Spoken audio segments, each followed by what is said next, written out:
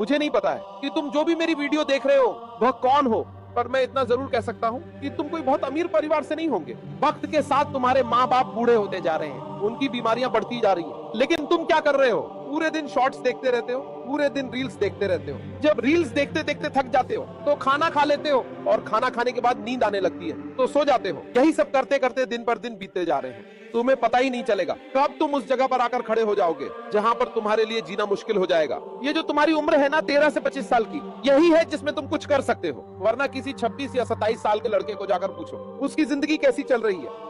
रात के करीब 3 बजे एक सुनसान सड़क पर एक लड़का पैदल चल रहा था। लड़का अपनी जिंदगी से काफी परेशान और दुखी था। उसके हाथ में एक बैग था जिसमें सिर्फ 2 जोड़ी कपड़े थे। पीछे से किसी ने आवाज दी, राहुल!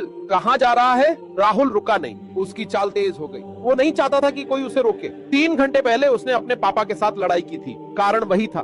जिंदगी में करेगा क्या तू?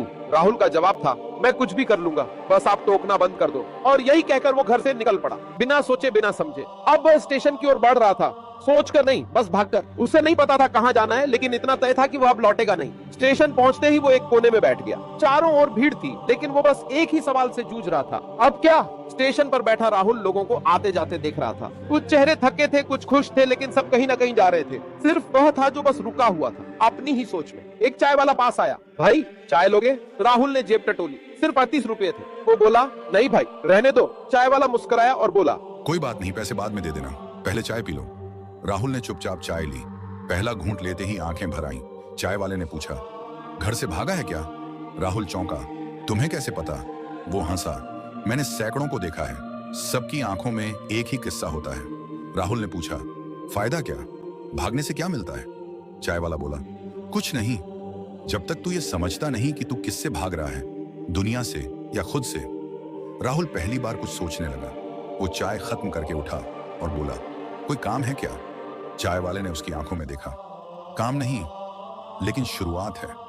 अगली सुबह राहुल ने वही किया जो वो कभी सोच भी नहीं सकता था।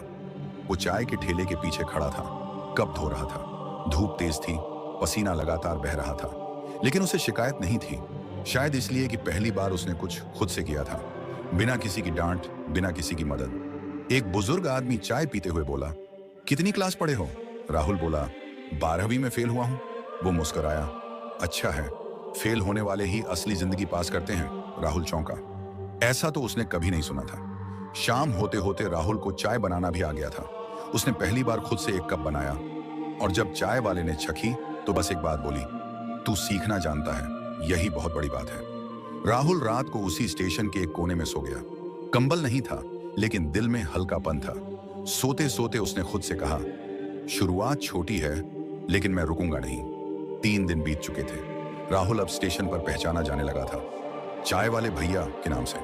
लोग आते, उससे बातें करते, कुछ मजाक करते और कुछ तो सलाह भी मांगते। उसे ये सब अजीब लगता। कल तक जो खुद भटका हुआ था, आज लोगों को रास्ता बता रहा है। एक दिन एक लड़की आई, कंधे पर बैग, चेहरे पर थकावट। उसने पूछा, एक कप चाय मिलेगी? राहुल बोला, अभी बनती है दीदी, बैठिए। कुछ देर बाद उसने खुद हाथ से चाय दी। लड़की चाय पीते हुए बोली, क्या नाम है तुम्हारा? राहुल थोड़ा झिझका, राहुल, और आपका? नेहा, उसने जवाब दिया। फिर कुछ सेकंड चुप्पी रही। नेहा ने पूछा, कभी सोचा तुम यहाँ क्यों हो? राहुल बोला, हाँ, अब लगता है शायद मुझे यहाँ कुछ सीखना था।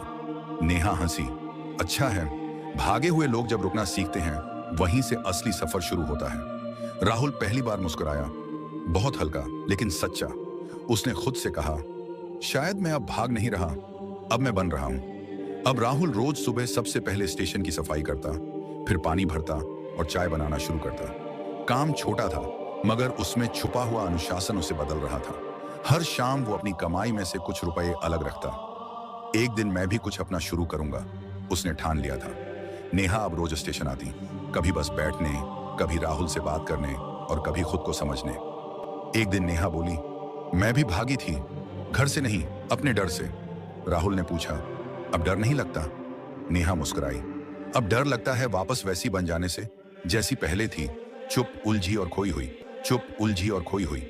वो दोनों अब अक्सर एक ही बेंच पर बैठते थे। कभी बातें होती, कभी खामोशी, लेकिन वो खामोशी भी सुकून देने लगी थी। एक दिन राहुल ने जेब से पुरानी फटी डायरी निकाली।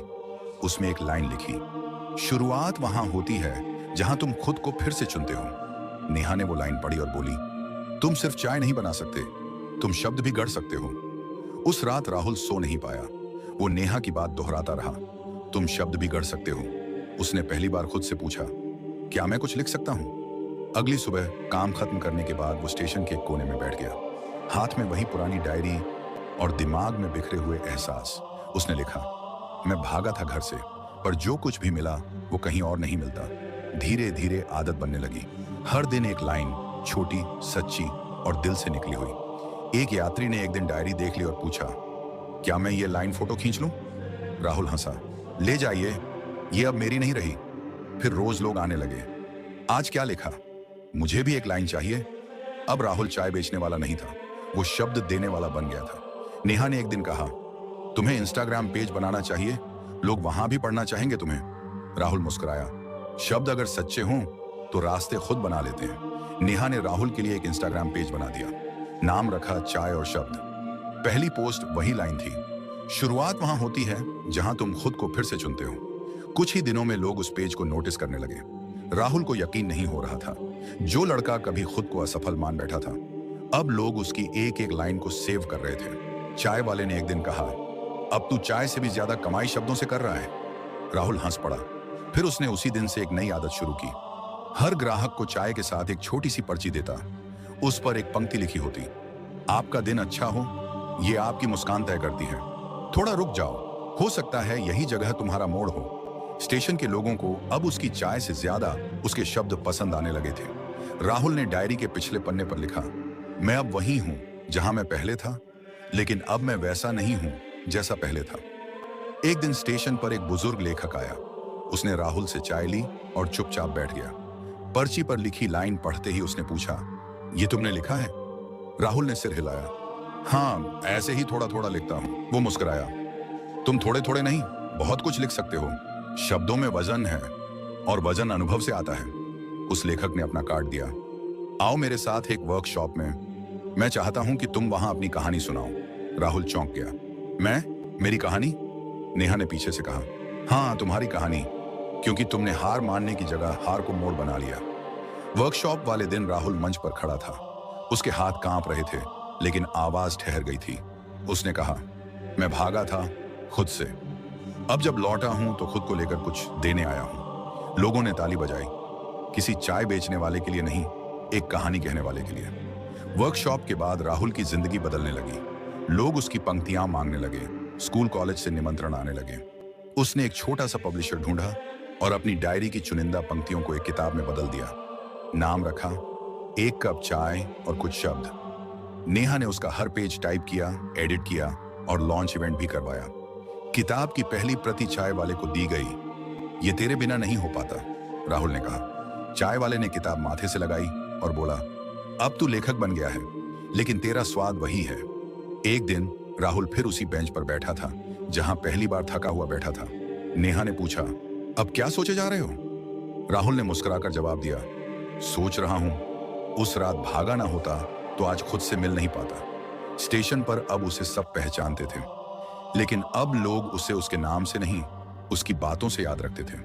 कुछ महीनों बाद एक स्कूल ने राहुल को बुलाया, हमारे बच्चों को बताइए कि जिंदगी क्या होती है। राहुल मंच पर खड़ा हुआ, सामने नन्हे चेहरे और मासूम आंखें। उसने कहा, जिंदगी वो नहीं जो आपसे होती है, जिंदगी वो है जो आप उसके होने के बाद करते हैं। उसने बच्चों को अपनी पहली चाय की कहानी सुनाई, स्टेशन की बेंच, टूटी चप्पल, फटी डायरी और फिर उस एक लाइन की ताकत जिसने उसे बदल दिया। बच्चों में से एक ने पूछा, सर, अगर आप वापस घर नहीं गए तो घर वालों का क्या?